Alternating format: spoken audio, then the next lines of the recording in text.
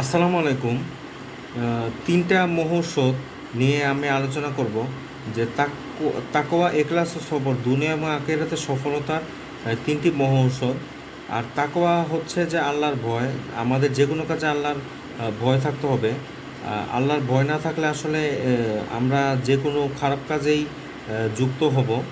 আর এখলাস হচ্ছে যে কাজটা আমাদেরকে সহি মতো সুন্দরভাবে করা, যেমন নামাজ পড়তেছি সুন্দরভাবে নামাজ পড়া, মানে খালেস অন্তরে ইবাদতবন্দি করা। আর সবর হচ্ছে ধৈর্য। আর আল্লাহ তাআলা ধৈর্য দানকারীকে ভালোবাসেন। যে কোনো কাজে আসলে ধৈর্য ধারণ করা আমাদের উচিত। কারণ নিশ্চয়ই ইন্নাল্লাহ মা সবিরিন, নিশ্চয়ই আল্লাহ তাআলা ধৈর্যশীলদের সাথে আছেন। আর ধৈর্যশীলদের পুরস্কার দিবেন অগণিতভাবে। কাজে আমাদের উচিত আসলে এই তিনটা কাজ করা: আল্লাহর ভয় থাকা, এখলাস থাকা এবং সবর। এই তিনটা জিনিস থাকলে ইনশাআল্লাহ আমরা আল্লাহ তাআলার কাছে যাব। এই এই তিনটা জিনিসই দুনিয়া এবং আখিরাতের সফলতার উৎস।